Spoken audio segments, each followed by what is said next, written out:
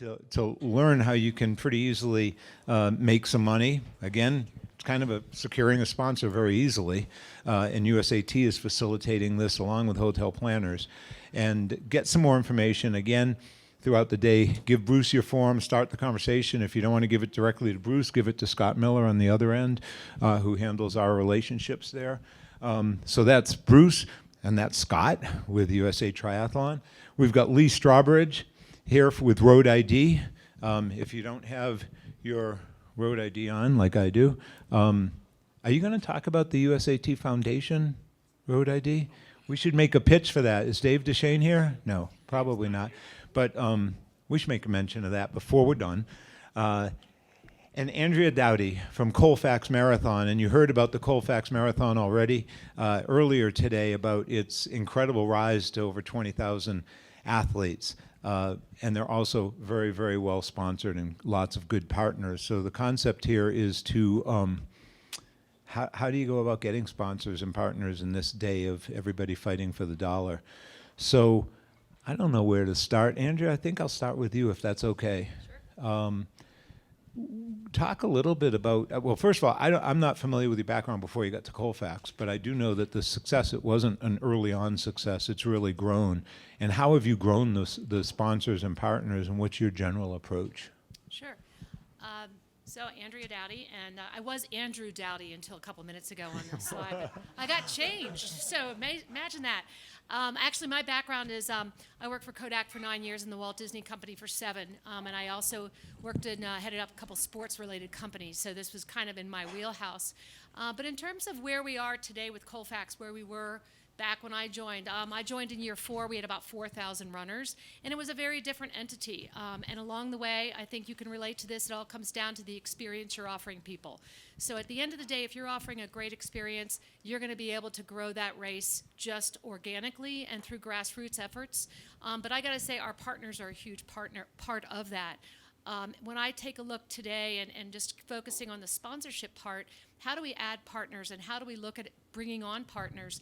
It's all about marketing in the way in which they're interested. So first of all, we always boil down to number one, we look at the categories that are the most successful for us. And those are the ones we go after. If I looked at Denver and just kind of tried to do sort of a spattering across the board and go after companies, we'd be completely unsuccessful. So just to give you a couple ideas, the category we go after is auto. You know, auto loves our sports. You know, we're right up their alley. But what they love is when we give them a really good activation idea. So what we do is, and you might have seen this, it's one or two other places in the country, all the runners' names are wrapped on the car. So we have 10,000 runners. Doesn't matter whether it was 400 or 10,000. It's wrapped on the car. Then at the expo and at the finish line, people are taking selfies of themselves with that car and their name on their camera, and they're putting it on their own social media, which doesn't mean you're on Toyota's or Lexus's or whoever's social media. You're on brand new social media as Mazda, and this year we have Subaru. So we look at categories that are successful. Another category for us that's successful would be kind of in that health insurance, health care. When I take a look at who can sponsor us, it's people that are going to benefit in the Colorado marketplace. I right now am probably 90% Coloradoans, so somebody that's based in Denver, but they're as a headquarters, but they're marketing around the world, they don't necessarily care about the Colfax Marathon. But if I'm somebody, for example, Kaiser Permanente, who has a regional headquarters and is focused on the Colorado market, and I can bring them all sorts of grassroots activation, then they're very interested in marketing with us. So, for example, a weird activation with them is they wanted to be in front of city government. So by offering a government relay with prize money, we have the ability to get winning teams in Denver, Lakewood, Aurora, and all across the city and show up at their city council meetings presenting big checks to winning relay teams. And again, Kaiser's now in front of different city governments. So again, I look at what categories are interesting, healthcare, auto, and I have a list that I've found over the years are super successful. We also have in-kind categories that are successful. So we serve lunch to everyone. That was a really good idea when you had 4,000 runners. 20,000, we always think every day, why did we ever set that precedent? But we look at food and other events in the city like Cherry Creek Arts Festival or the Beer Festival, and we look and see who's activating at those particular venues. And we came across, for example, last year, Honey Smoked Salmon.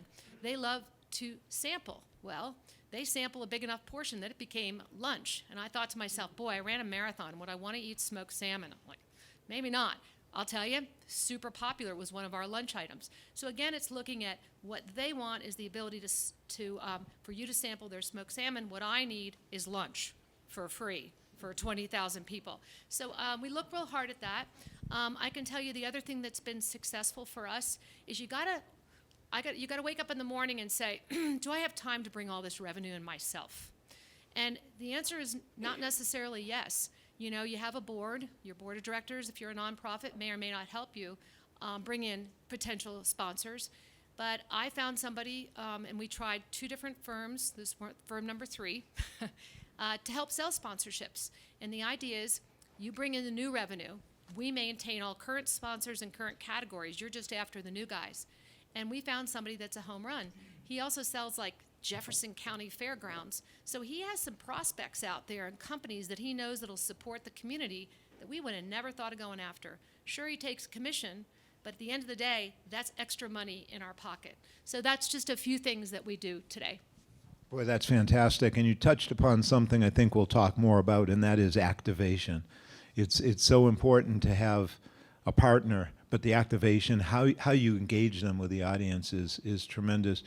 Bruce Lee, Bruce Lee? Bruce Lee. Didn't know that. Where's Vic? Vic, how was that? Bruce Lee, 2 thumbs up. I like that. It's my new heritage. What are you looking for now? You know, in your case, Bruce, I mentioned, you know, any size, anyone can come and partner. But when you're looking at an organization, when you're out looking to partner with someone, what are you looking for in that partner?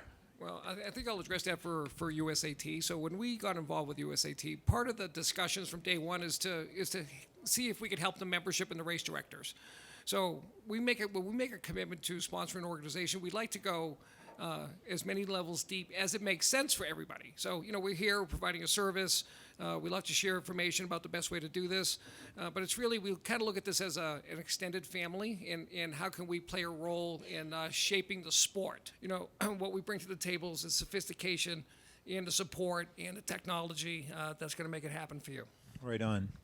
Lee, when someone approaches you for a sponsorship and they say, boy, I wear road ID, I want to give everybody in my race a free road ID card. You know, what are you looking for in that event? What's going to sell you? Because you can't just automatically do that for everybody. And I know road ID probably gets approached a lot. I mean, what are you looking for in an event? What excites you about partnering with a certain event? So for us, the passion of our product and the opportunity to save a life in partnership with anyone is what we play off of every time. And if that's not part of the message in a partnership, there's no partnership. Because the story that we want to tell is that we are a brand about creating your next event, which is through safety, which is through the opportunity to save a life, through the opportunity to contact a loved one when just someone passes out. Like any of the things that we can do in that partnership, the way we can come about that partnership can actually happen with every event that comes to see us, as long as they can take a vantage point of this is an opportunity that's going to earn over time. So we do great VIK and we can do a great rev share program inside of it. And we live inside of registration platforms that you can select when you build your events. So that's one of the places we exist. We can provide all the assets in coupon codes that are unique to your event so that every time those are redeemed, the rev share comes directly back to you. So we've set it up to make it as seamless as possible to be able to partner. Where we can't partner is where someone does say, I have X, you give me Y. And those are the types of things that we know aren't ready to be a partner with where we are and with where we see our space growing. Lee, what I really like what you said about safety and the emphasis on safety, and you all know that yesterday my third almost slide up here was on safety and emphasizing and what that means for marketing purposes. Other than the importance of safety, it's an important marketing tool for all of us to emphasize safety. We heard that last week at Triathlon Business International. And to have a road ID and to emphasize it from the safety angle, again, speaks to your commitment as a race director. That's a wonderful point. Yeah. And that's not to say that we would shy away from a monetary relationship on the front end for the right relationship. But for the most part, what we want to do is be a part of an activation where both of us are making effort to tell the message of safety that leads to financial gain for both of us. Scott, I'm going to And the best ask, chance to save a life. from a USA Triathlon standpoint, we've done things a lot differently in the last year with Rocky's leadership and the sophistication in how we go about our partnerships. Asset valuation is a term that I've come to really understand, appreciate, and greatly respect, trying to bring it to ITU's attention. And can you talk about asset valuation and how, no matter what the size of your race is, the importance of it and what it is? Yeah, I mean, directly is, I mean, if you have, this is on, gotta go, no, you are. You're pretty solid. That's solid, perfect. That's better. Yes, I can hear myself now. From an asset evaluation standpoint, I mean, ultimately you need to be looking at your various opportunities that you offer within your race and looking what that value leads back to kind of your membership. With us at USA Triathlon, we actually do work with an outside agency, IPG 360, that really looks at kind of from more of a strategic way of how many ultimate members that we have that we send out from eBlast to how many people we directly touch.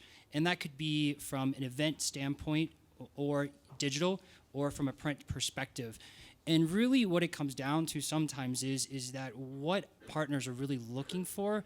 And what I mean by that is that some of our assets might be a little bit more, I would call, more popular than others.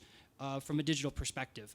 Right now, two areas that I've been hearing consistently that are coming from new partners, and my role with USA Triathlon is going after new partners, is on the digital side and on the coaching education side. So when I look at those two areas and evaluating and of putting a price tag on, first and foremost, I look at how many people those are going to touch and how many some of our partners are directly looking at. If it's something that everybody wants and we're close to being sold out, then the price of that is going to go up a little bit. I do then connect with our agency just to have a second opinion. They are experts in that realm. So when you look at it and say, okay, we only have 5 e-blasts that are going to go out to our entire membership, we cannot send emails out to our membership on a consistent basis every single day because people are going to start opting out. So we have to be very strategic in looking when we send those out, and then secondly, the timing. And then if we have 20 partners that want that, that brings the value of that particular asset up. So really, I think it starts first is looking at all the opportunities that you have, what the demand is, and then starting to really putting a higher price tag from a cash perspective on things that people are more looking directly for. And sometimes, and I know probably from the race directors in here, with us at USAT, luckily, my full-time job is new business, knowing you guys might be selling sponsorships from yourself or have a volunteer team. When it comes down to VIK could also be important in that aspect. So if the VIK comes in where you're able to help your bottom line from a budget perspective, that could also be high on, with that evaluation from the asset side.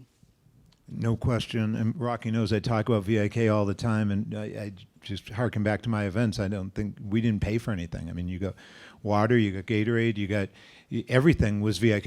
It was in trade, and cash wasn't. It's kind of like the Costco model. I mean, Costco doesn't make any money on their products. They lower the price. It's all the membership money, and so if you can make money on your entries and have this great stuff on the other end that you get for free, is really important. What's the first step, Scott, when you get your eyes on somebody? What, or maybe not for you, but what would you say to someone who's in Des Moines or in wherever, Minneapolis or Long Beach?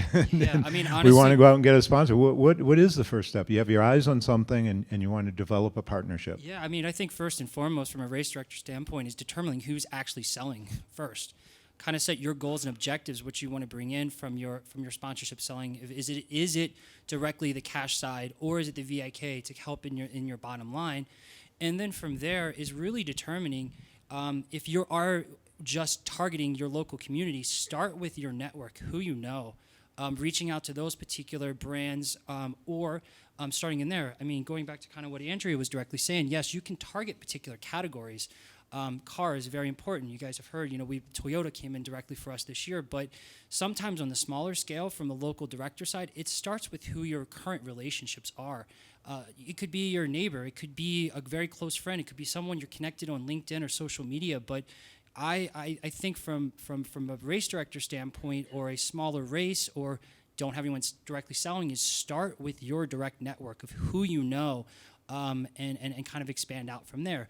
But in my kind of world, again, we do look at particular categories from that and really where if there's an area that's going to help our overall bottom line or to what our members are looking for, we'll focus directly on that. Very good. Andrea, how do you go approach a target from the outset? So when I take a look at right now some of the bigger assets that we want to sell, we look at it from several different ways. First of all, I have a board of directors. Do they help? Do they provide context? Do they provide a network? They do, but sometimes they get exhausted. So now I'm suggesting that they find or they have contacts that they know where we're not asking them for a sponsorship, but they're giving ideas of companies in the market that could be interested. So the first thing we do is we try to fill the pipeline from the beginning of the pipe to the middle of the pipe to the end of the pipe. So I've got that on a very small basis. I also read the Denver Business Journal every single day because I want to know what's happening in the market, who's coming in, and why. So that somebody like DaVita came into the market some years ago. Kidney dialysis, nothing to do with marathons. However, they moved into the city, and I read that they wanted to be a good community partner. Well, we have 200 charities that partner with us. So they came on, and they titled our Charity Partners Program. So how do you approach those? So the first thing I do is I go to my network, I go to my board's network to find who knows somebody in an executive top level.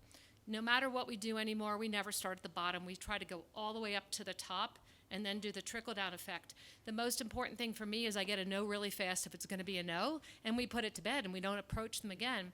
But the other thing is then it's the CEO who's recommending to their VP of marketing, hey, you should really talk about this. There might be something there. So that's how we go about it. But I think there's a lot of filling the pipeline that you have to do on your own. And at the end of the day, we're all looking for kind of low-hanging fruit when it comes to sponsorships. And that could be because it's the right category, a company that just moved in town, your network.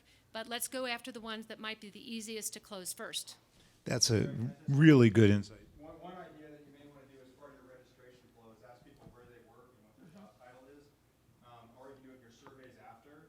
That's your best target. If you get executives who work at companies who are doing your race, you go to them, they'll be advocates for your race, and they'll go get the money for you, help you get it. So that's something, if you're not doing that, I'd highly recommend it. That's how you get the local network, and you can just you can find out the 10 people in your network that can actually deliver, and then that way you can stay. It's a networking thing, but it's to the people who are participating in your race. Yeah. Another way to capture that data too is if you send an email to your database and you get an out-of-office reply with the person's e-signature in there, you know what their position is and what company they work for, and you might, it's manual, but still it's a way to generate leads. And a lot of times, will people answer the question, where do you work? So we find about 20-25% answer the question, but it's enough to know that, okay, this particular healthcare company had about 200 people run in the race. We also have a corporate division. That's extremely important to me because if KPMG, an accounting firm, has 20 relay teams, they already got 100 people in my race. So, that's interesting. Maybe I could go after them and build upon what they already are today. The only thing we don't do is if you tell me you work for, let's say, Sony, I don't reach out to you. It's a little bit in that privacy sector, but if I'm able to talk to somebody at the top and say, hey, by the way, Sony, you have a number of folks running in it, that seems more comfortable to me, and that's what we've done to date. Oh, Vic, first of all, Vic, and then Tim. I was just going to say one thing that we did years ago at the New York City Triathlon is we hired interns, and they literally Googled and looked up on LinkedIn every single person in the race, and then they called them. So it took an entire summer, but almost all of our print, our media leads came from those calls, and a significant number of really dedicated partners over the years came from those leads, and we made a couple of friends. I want to piggyback on that because I've been coming to the race director summits for a long, long time, and one of the things I remember from the New York City Triathlon and John Korf speaking to us and those who are here to hear John Korff talk about New York City ad nauseum. The one thing I really, really, really remember in such an incredible way is how many people do the New York City Triathlon? 5,000. He said that when someone registers, they get a phone call thanking. The best part is the reason why that started is because John had nothing to do. We're like, John, I got an idea. Call everybody. And he did, and it worked. So when someone registered for the New York City Triathlon, they got a phone call to thank them and see if they had any questions. That stuck with me, like, it will stick with me forever. I thought, what an incredible touch. If you can do it for 5,000 people, you can do it for 500 or 250. And personally, I mean, and you talk about interns, or you talk about people who want to just help out, what a great way to do it. And give them a few questions that you can ask that might include, so where do you work? You know, what do you do? What, are there other people at your company who are interested? Whatever, but more just to show that touch. It's amazing. Scott and then Tim. You guys, and I just want to piggyback just kind of what Victoria was talking about, is if you have a local university that has a sport management department or a business management, go find those individuals and actually give, on top of the internship, but give them the responsibility to actually possibly go out and sell your sponsorship, or they might already have networks within the community. Sometimes having those interns and those collegiate students that are looking for that project, or to work with a sport management group that would be their entire class, great ability out there. It's great working relationships, and ultimately even the professors kind of jump in. But just another thing to piggy off is if you don't have the staff, go partner with your local university. Mm-hmm. Tim. Andrew, you mentioned that one time you're told a no, you won't call them back. I'm going to hook onto that and say maybe there's an exception to that situation where with executive changes, you go back to that company because you might now have a contact that opens that door for you. Right. So a no is not always a no relative to that, maybe that time slot it is, but a year from now, 2 years from now, that door may open. So keep that in mind as well. Yeah, that's what we do. We build massive spreadsheets about the last time we reached out, why you got to know, and the like. But it's very true because we'll touch base. There's one company that I touch base with every 2 or 3 years because they've one of the largest foundations in the country, and they give money to nonprofits, and we have all these nonprofits that partner with us. And every 2 or 3 years, I send her an email, give her a call, saying just touching base, seeing if your mission statement, has altered at all. She'll say yes, it's altered in this direction, So it's a really good point. It's a no for a couple years. You can put it to bed, but yeah, don't just throw it away forever. And the other thing, if I could hook on that really one final time. Yeah, of course. Is that it is important for you to have a staff or a volunteer group that reads online information about what corporate perspectives are, movements that they're making. You have sometimes with that executive change a philosophy that they want to get more activated within the community and sporting events and stuff like that. And you don't want to miss that because there may be other people going after them as well. And if you are the first to land on their inbox or on their phone or in their inbox or whatever communication channels you have, you might get that opportunity and that door may open for you as well. Terry. My question is more towards, sometimes the relationship with a particular sponsor is based on the person who is in charge. And when that person leaves, there goes your relationship. And it could have been a couple years you've cultivated that. So I wanted to kind of know, like, when you've got a really good sponsor, you spend a lot of time with, how do you sort of expand those allies within that company? So if your point of contact leaves, the other folks will still, because we had an issue where, our point of contact was a triathlete and was really interested, and the person that came in after him or instead of him didn't get it. Yeah. Let me just, a couple of things, and I'll speak to that as well. So we have a lot of Fortune 500 clients, and there's lots of turn and churn. So you really have to make sure you're going above and below the person that's your contact and use your contact to make those introductions. And that seems to work well. Now, some of the problems we've had, some of our headquarters organizations have relocated outside the country. Right, so what we did is that we actually picked up and we moved our offices and we started offices outside the United States because that's where their headquarters was. You can't be 3,000 miles away from someone that's overseas. It's just you're talking a different language. So the other thing I just want, Andrea made a really good point, and we get approached a ton of times people said, like, we want to do a sponsorship. And there's no conversation about activation. They just basically said, we just want your money, or we want your, it's money. So, and it's like, when you're talking to a sponsor, it's like, I want to talk about how I can activate your business. You have to know what you can deliver on your side. And then the other, no one ever asked me, if no one's ever asked me this question yet, they said, how do you make money? All right, so what do you, if we can work together, how do you monetize this from your side, and how do we monetize this together? So we always try to educate the other side. This is like, here's how we can work together. I think that's what you said as well. So if they understand the business dynamics, then it's easier for people to understand what a successful partnership is going to be or not be. Yeah, I think for us, we go up, down, and sideways. So for us, if I've got a sponsor that to me is, medium to high, the first thing I try to do also is spread out to different departments. I may be talking to marketing, and they may have booked the sponsorship, but their community relations, when they find out that we have 200 charity partners, may suddenly have an interest in being involved in communicating and giving a gift. It could be a variety of things. But if I can get multiple departments involved, then I know if marketing leaves, I still have community relations there. So the other thing is to go up the ladder. We have hold the finish line tape, speak at the start line. So for our top or middle and above level sponsors, we have opportunities for them to have somebody be engaged at a higher level in their company, even for just 10 minutes on race day, and maybe they're already running. So we just make sure that we work both directions, because you're right. If you lose your triathlon, they'll just say, no thanks, we're on to basketball now. So that's how we do it. I wanted to reference back to your question on when you lose your contact for your sponsorship. So one of the things that as a brand, so I mostly work as a brand representative and work with brands towards events. So I am not working with the larger corporations. So I'm working with a deliverable. And that deliverable has a value to both you and to your athlete. So monetizing that deliverable through VIK or through a revenue share is a key component to being able to grab the next executive. If you can show that previous executive, we distributed X of your product and it got Y result for you and me, and we can continue to do this revenue share model together, and I'm going to continue to give you the free space to show your product and the free opportunity.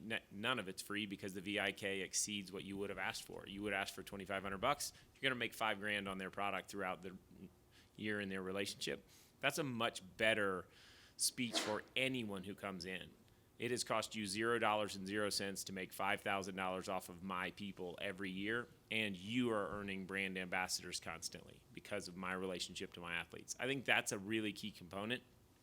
We as a brand at Road ID can track that, but for many brands, they can't actually tell because of your activation how many people continue a relationship to a brand.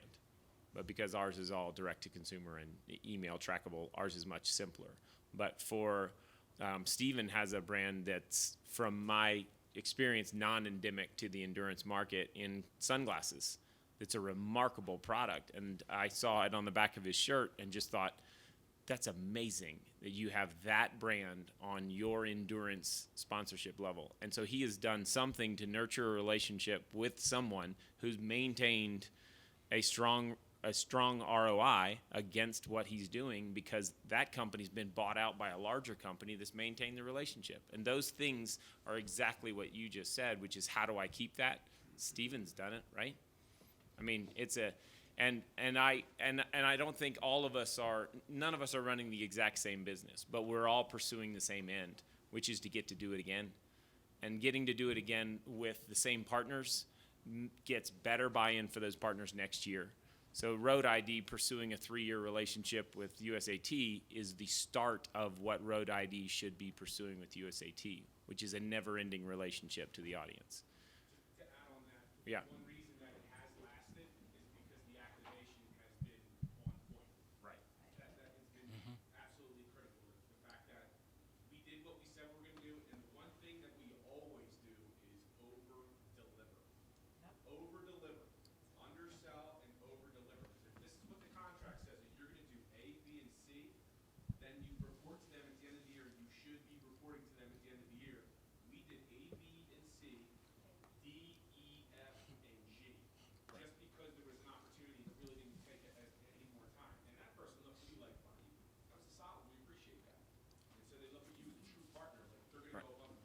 And unfortunately, from the brand side, we see the opposite of that so often, which is, where's my $2,500? Where's my $2,500? Where's my $2,500? Well, how did the event go for us? It went well. That's terrible. Delmo, your point's spot on. I mean, under promise, over deliver, absolutely, positively. But you also use the word activation again, and I can't get that out of my head. I think the activation is so important, and the creative activation.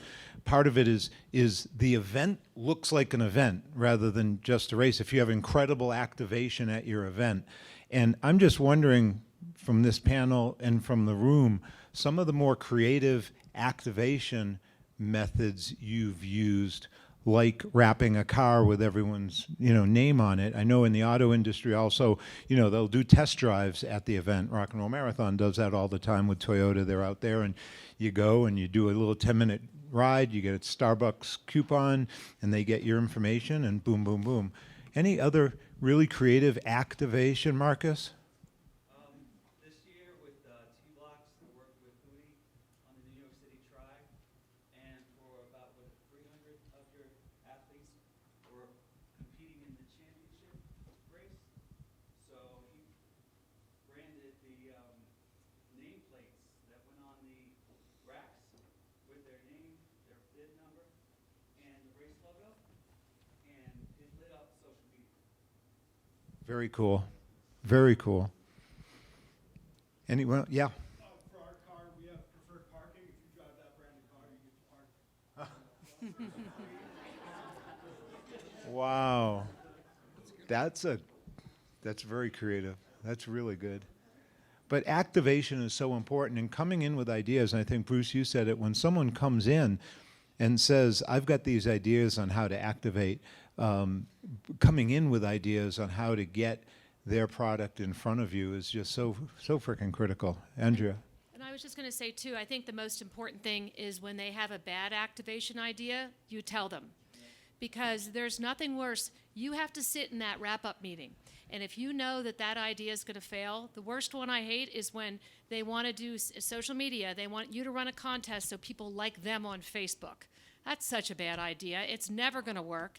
I can give them a lot of social media exposure, and I can run a photo contest, and I can do a lot of things. But if I can't control that activation, it will fail, and they will not come back. But if they, on the flip side, come up with a wild idea, and you think to yourself, wow, does that really give them marketing and branding? But they love it to death, and they want to activate it for a different reason. I never say no. So we have a sponsor on board this year, and they want to do that old thing where you start somebody in last place, and they see how many people they can pass, and they all want to have shark fins and run as a group. And, the whole idea to me is just like, are you kidding me? But, their goal as a company is to get everyone to run Colfax. So they want to get hundreds of runners, and they're going to run into this group. And it's really wonky, but you know what? I can control that. I can help that, and I can make that feel successful. So at that year-end meeting, it'll be great. But that bank that I talked about earlier, we just said, absolutely not. We're very careful about liking on Facebook, coupons, because then they're like, well, we only got a 1% pickup on a coupon.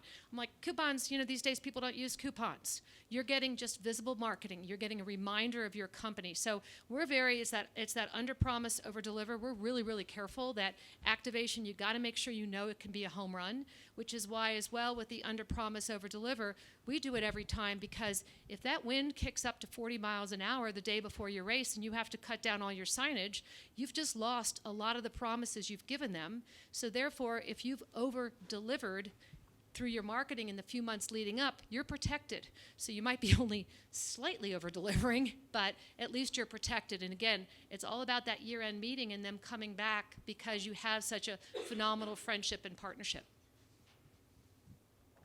How do you go about pricing your partnerships? How do you go about from if you're going to go in and ask for a cash standpoint? Scott, how do you think about that?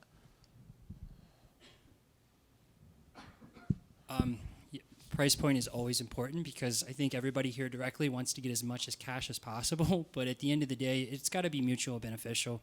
You have to ask the right questions. You need to understand their objectives, their budget, what they're looking to spend, and 2 steps back. And if it's something where, you know, the conversation starts off and maybe they're like, we're not cash ready, but they do have a product or service that can help your underlying budget, then you might be going the direction of the VIK. But, you know, for us at USA Triathlon, we definitely have a value that we placed on our large assets, which could be naming rights to our events, down to just specific categories that we were able to place out.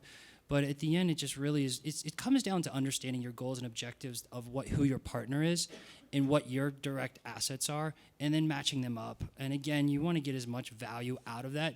But you know, you sometimes get into that negotiation stage where you might be a little uncomfortable asking for a little bit more money, but you should always ask for a little bit more because it's a negotiation. They can bring you back down, and it's vice versa. But at the end, it comes back to it has to be mutual beneficial.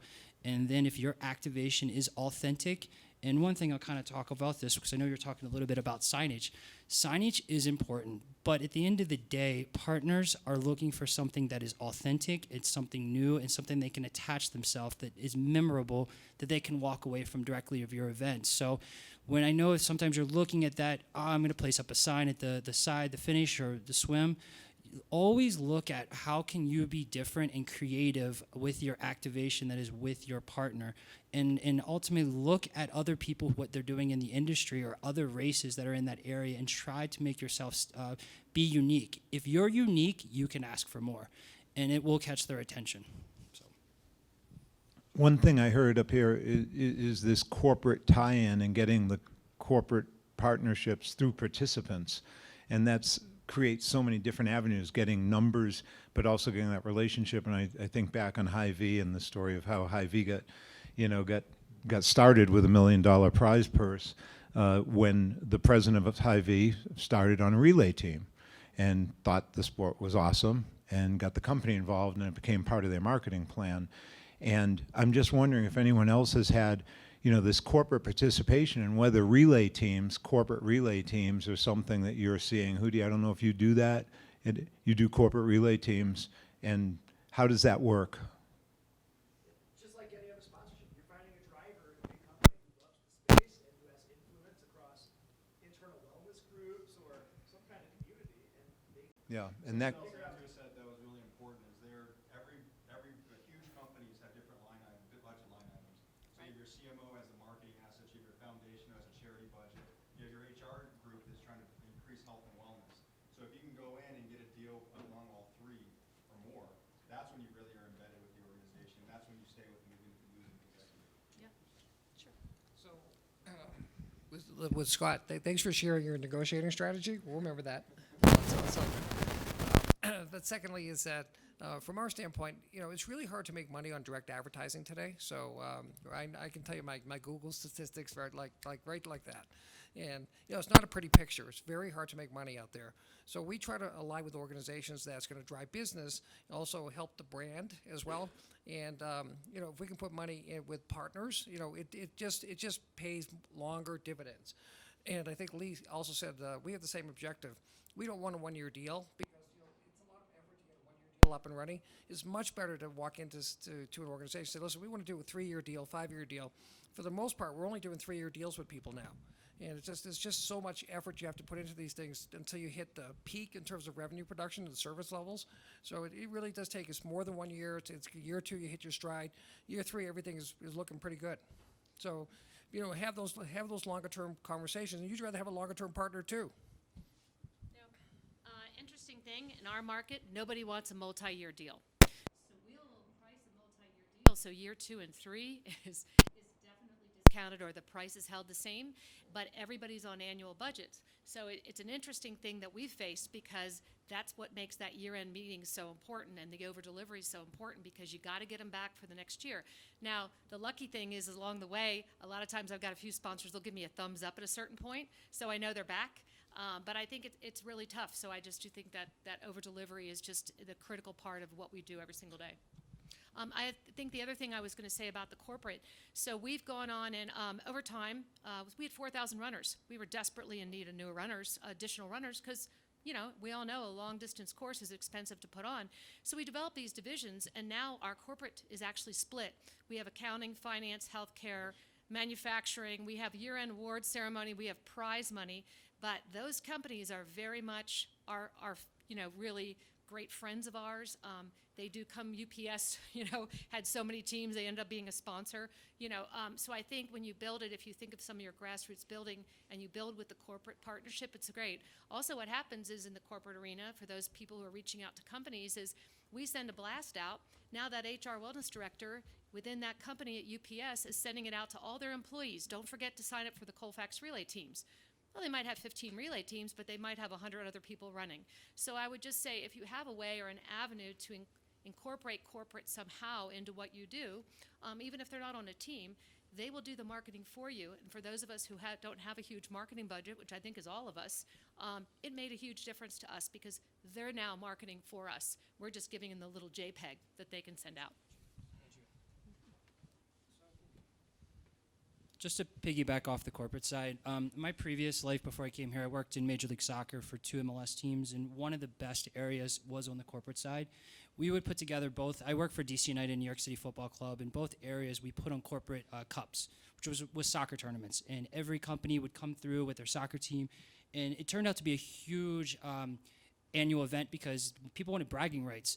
But from that to this point is that it was free marketing for us within that particular organization for us to branch out to get people more to come to the games. But secondly, every year we probably got another 3 to 4 sponsors directly from that because at that event, within those teams, which translate to endurance and running, you have decision makers in there. And once you find out those particular people who are in that realm, you build up those relationships, it then creates that pipeline for the leads and everything else, but it just creates almost less work for you because those people are already enjoying your service, your race, and then you expand out from there. I would say the funny thing happened to me at our awards. We had an awards thing with all these winning relay teams.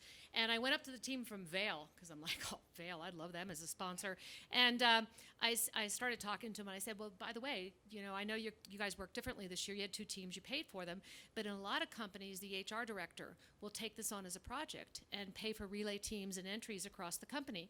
So just, kind of an FYI, if you want to take it back to the officer, if you have any more questions, she says to me, I am the HR director. I was like, home run. So it's what you said before. It's those individual conversations out of the blue, by phone, in person. It's amazing if you just start talking what you might end up with in terms of a sponsor or, in that case, more registrations. Questions, suggestions, or other anecdotes that you've had? Yeah, Eric. I want to make a point too. Most of you all have charity partners. Those charities have boards. Those boards are probably staffed from several people that are in executive ranks, might not be athletes, but that becomes the cycle there. Yep. So things on as well.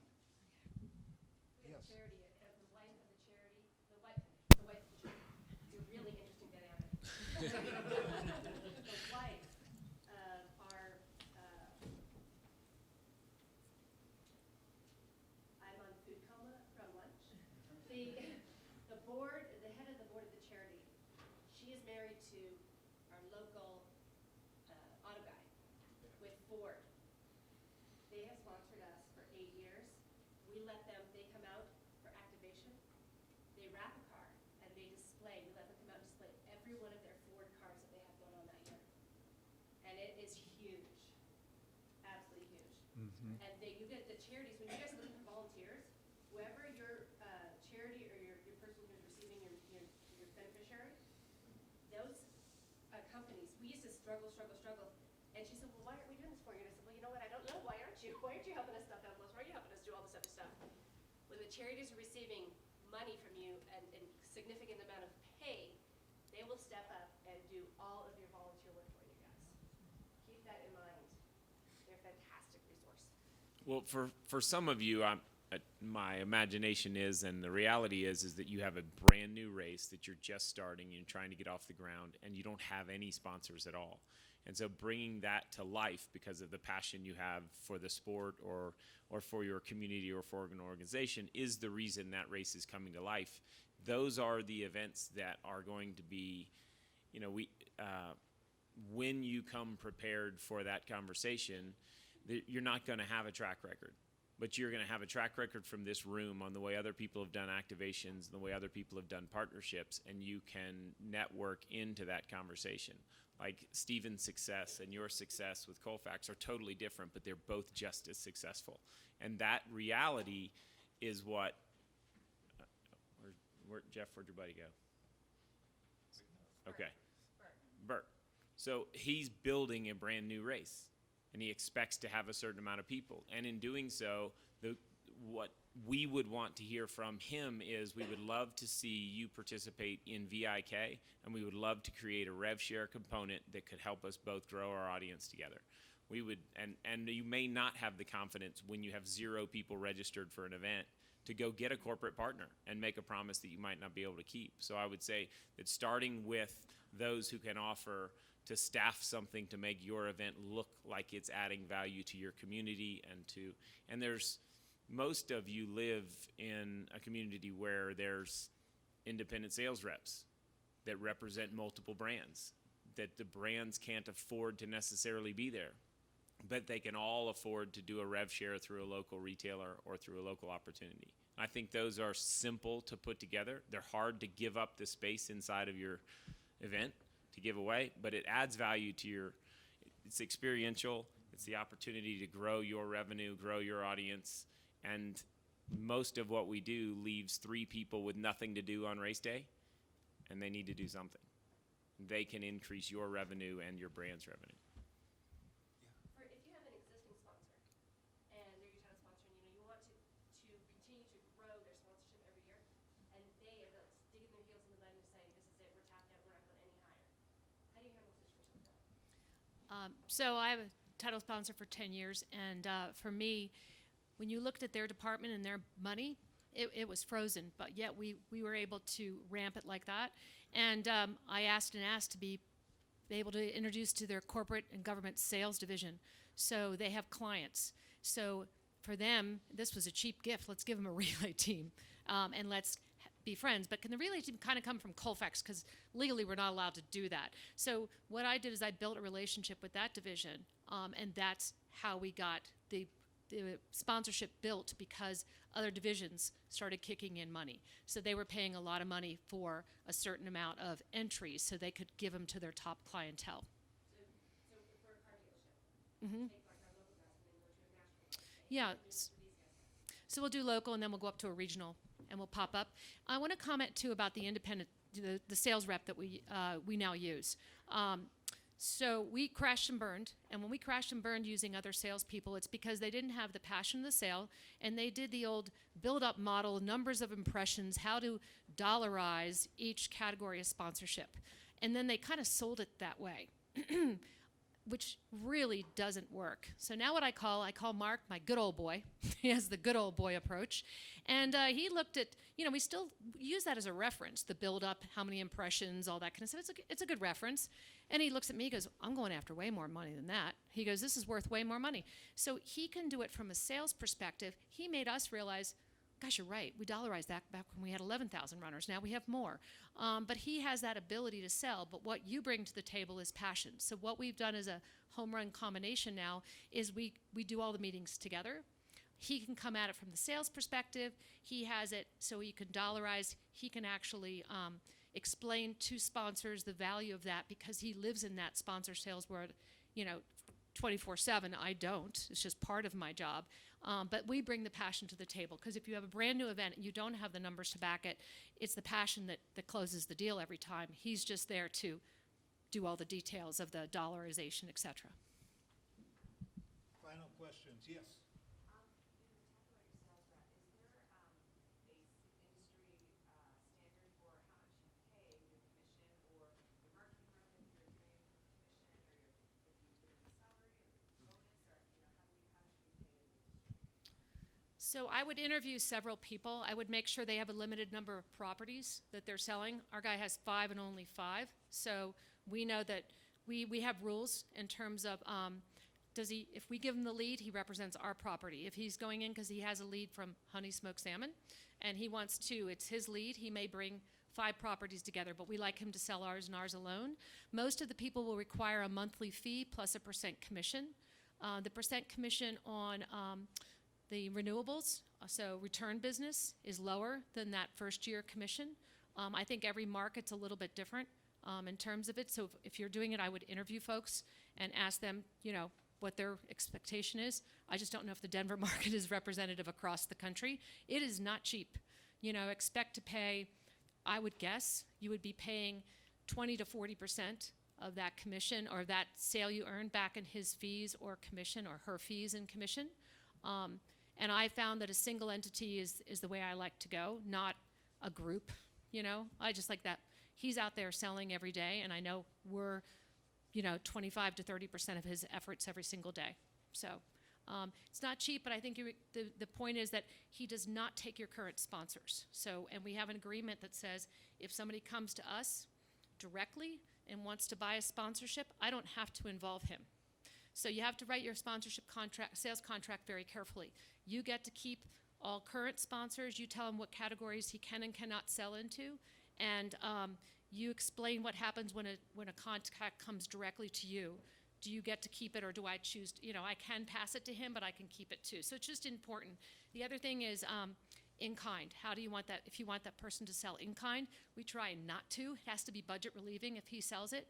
And every day we try to do all of the in kind sales internally, just because it costs you dollars at the end of the day. So it's kind of rough to let him sell that. Does anyone else have experience using a marketing person on the outside? Because when I hear 40%, yeah, Delma.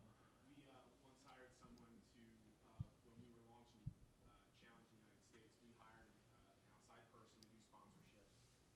And they wanted a fee, they wanted a commission. And at the end of the day, we felt that they didn't cut it. And we wound up wasting money. And for a lot of people, and Andrew, you are completely and totally dynamic in every way. And you are way above the head of most people in this room. People are hearing you, and they're going, how in God's name am I supposed to do any of that?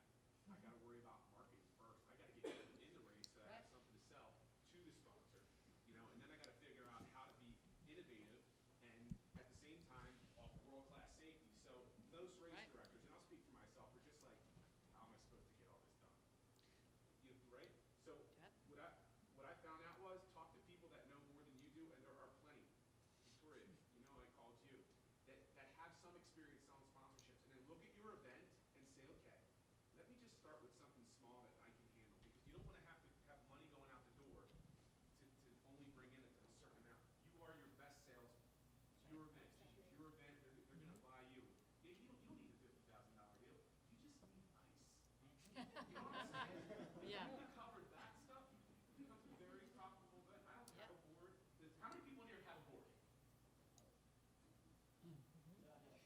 Okay, so when you're talking about boards and connections, and you're like, I'm the board, like my wife's the board, that kind of stuff. So look at your lineup. What costs you the most money? And it's going to be Sherry's outstanding example. Partnering with your local supermarket. At least you don't have to pay for the food. Go after the ice people. Go after this. Go after this, and get some of those line items. And over the course of doing that, you'll learn. Like my deal with Kanan sunglasses, that was strictly. In the beginning, it was just like coupon cards. And then he came to the event, he's like, ooh, this is an awesome event. We want to do a little bit more. So we got a little bit of money. Then we got a little bit more money. Then we activated our brains out. Then we got a lot more money and a lot more money.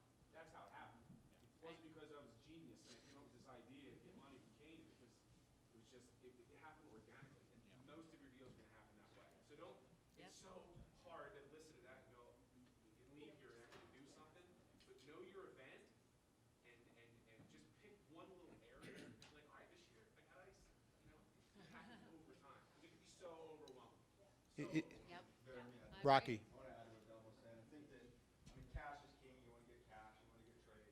But you can also negotiate reciprocal marketing agreements with these companies, where they promote to their customers, they promote to their employees, and they actually can tag their media that they're spending in the market, and you give them some assets. It's a good introduction to a relationship. Build that up over time, and then you ask for a trade or cash next. So if you don't have the audience yet, they can help you build the audience by going out and building reciprocal marketing agreements. So you're giving them something, they're giving you something. There's no catch. They're great. Gabby. I was just gonna mention, sometimes things come from somewhat unlikely places. Like I've had a hospital sponsor for a long time, and of course they do ambulances and cash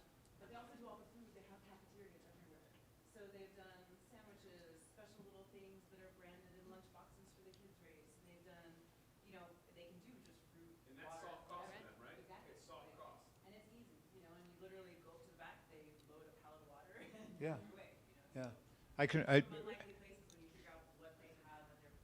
So we've got to wrap it up. I don't see Brad Hildebrand. Brad's not here right now, but I can remember doing one of his races way back when he had this organization in his small town in Iowa, and the organization made sandwiches, and that was the post-race food. And it was really homemade kind of stuff, and that's for a smaller event, but that's a lot of our events. And that takes, like Delmo says, it's taking costs off the bottom line. It's not necessarily going out and get cash. And if you can get the ice, and you can get the water, and you can get the sandwiches, and you can get this and that and the cups, etc., you know, it helps you along the way. The one takeaway, a lot of takeaways. I know everyone's taking notes. Y'all have different ones. I read the paper. I'm a newspaper guy. Anyway, newspaper guy from the Denver Post, and seeing who's coming into town, who's new in the market, is brilliant. And so when you see them come in, and if you can be that first event at the door to say, I've got this, that's really, really good. And that also goes for some of the products coming in the marketplace, and I'll give one plug. I think they're Science and Sport.